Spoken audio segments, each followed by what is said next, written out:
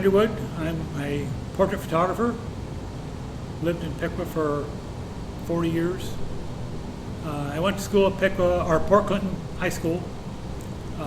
Photography-wise, when I started, there was no portrait photography schools as such. So we did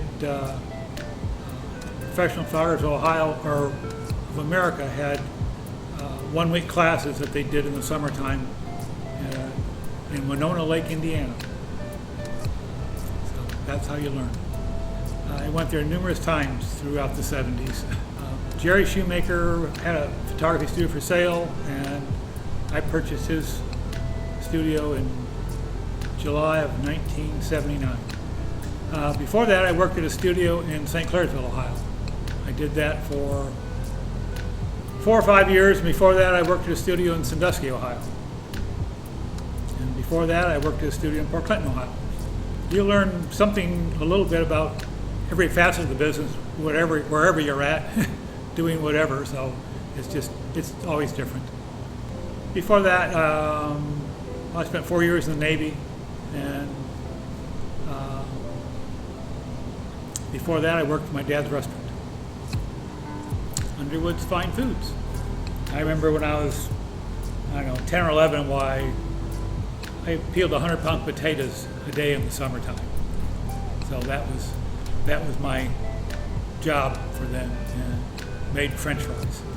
It's closed now. He sold it, and it went through numerous owners, and eventually just closed.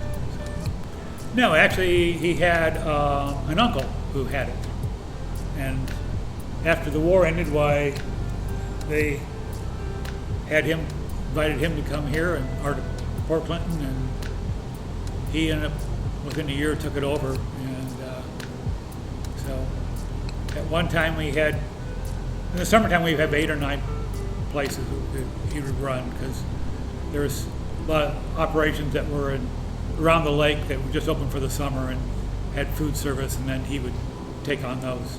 So it did, but after being in the service, I thought, well, the service is way better than being in the restaurant business. So yes, I spent 2 years in Japan and a year in Spain and a few other places in between. They don't shoot at you usually. No, that was Vietnam time, so if you didn't go in the Navy, you'd be drafted in the Army. So take your choice. I was a communications technician. Well, I was in the Navy in Japan while you get interested in cameras, because it's like that's what everybody does over there. So I had several 35mm cameras and other lenses, and you just went out and took pictures. Everybody had cameras. Everybody took pictures of everybody. So did that more in Spain, and on the base there, I taught people how to do things in the darkroom. They had a place where you could do that. So I did that, and then there was a studio in Port Clinton that was looking for help about the time I was ready to get out, and he used to come to my dad's restaurant, and they talk and all that. So I started working in a portrait studio when I got out. 1979, and it was on Downing Street, and it was in a house. Jerry had been here for, I think he came here in like 1946, so, and he was ready to retire, and there was a color lab rep at the time that we both knew, and that's how it kind of came about, that the color lab rep told me, and Jerry was looking for somebody, so I came over here and talked to him and looked at what he had and what he was doing, and so that's how it happened. Well, equipment has all changed. He still used an 8x10 studio camera to do a lot of his work, and he had a big bank of fluorescent lights, and I think he had one power pack with electronic flash, but this is pretty simple. So, and still did a lot of black and white, and had a dark room in the back of the place. So, well, I've kind of been through the gauntlet on that, because other places I worked, while we still did large studio cameras and sheet film, and so I had learned that and still did that here to an extent, but I had medium format cameras of my own, so I really went to that after that. So, and but I've done 8x10 black and white sheet film all the way down to 35 millimeter. So had extensive darkroom experience, and then the one place where this was in the 70s, and they were encouraging you to buy your own color lab at the time. So I got experience in that too. So I don't know, it's kind of hard to go into, I guess, without, it goes into a deep hole.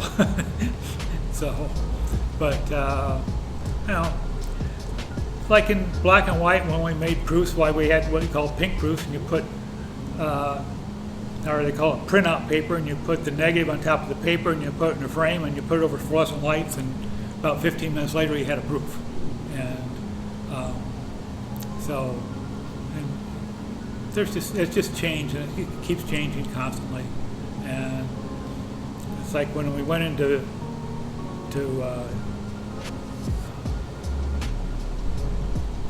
color, well, then that was a big thing, and they called it natural color at the time. And so that sort of came about having color labs, and then they encouraged you to send all the stuff to them. And but I mean, I remember doing weddings, and in those days, if you did film, you were doing film, and if you did 150 shots at a wedding, well, that was probably quite a few. And then you put it in an envelope and mail it out, and nothing ever happened, but you always hoped that it didn't. But today, when they shoot them on digital, and it's like right there, but then people do backups of that and backups of the backups, and so you put your film in the mail and it never came back. Well, that was it. It was gone. I actually did my first wedding when I was in Spain. There was a young couple there that looking for somebody to take pictures of their wedding, and that's the first wedding I ever did. So. At one time, I was doing about 40 weddings a year. So. They had singles dances in Dayton, and a lot. They were. I don't remember the building. It was in the Oregon district. It's a big building. They used to have up on the third floor. One time they had Wiley's Comedy Club there, and so they had them on Sunday nights. So that worked out. And we still had. I guess that's the end of the disco era or somewhere like that. So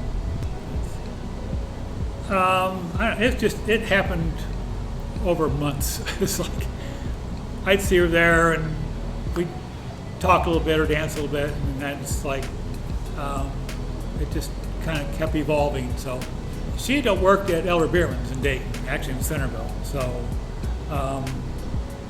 when she moved up here, well, then she worked at the store when they had the Elder Beerman's here in town. So, and then at some point, and I couldn't tell you when, why then she started working for me in the studio. So, doing some sales and just kind of general stuff, answering the phone and all that kind of other things that you do. And well, we started traveling really, well, the one lab we dealt with had a yearly meeting, and they went to nice places. I mean, we went to Palm Springs one year, we went to San Francisco, and so we would take a few other days and stay in these places longer, and that kind of got the bug for us. And but it really wasn't until 2014, I think, when we started doing the river boats. Well, we would watch PBS a lot, and they always had the Viking sponsored that, and that she's always wanting me to find something I would want to do for a vacation, and I always said, well, you just pick something, we'll go. And so I said, well, why don't we do one of these? And so that's what we did, and we liked that and went a few more times. Oh, we've been to Europe several times, and most anywhere you go, and you go to Paris, and you want to go back again and again. There's always something to see and photograph and do there. And been to Prague and Budapest, and it's just the architecture and there is just, you've got things that are, of course in Europe everything's way older than they are over here. And go in the old towns. I don't know that I have a process. I just try to find a different angle or outlook for it. So, oh well, we do several art shows around, and it's just interesting to go and see what people can create, whether it's painting or photography or ceramics or all the different things that people, create themselves. It's interesting to see what they come up with. So when they have some place where you can see that, you just don't know what people in the community do or can do. So that's a place, in a sense, you show your wares. All the arts are, in a sense, an entertainment in many ways that people go to watch, listen, look at.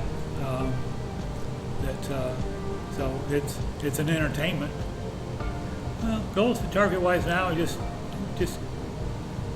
keep photographing and try to do things to photograph things I really enjoy and not necessarily have to. I don't remember. It had a lot of megapixels because it was really one of the first professional digital cameras, and I still have files from that I've made 20x24s of easily. It was a Canon DCS-1.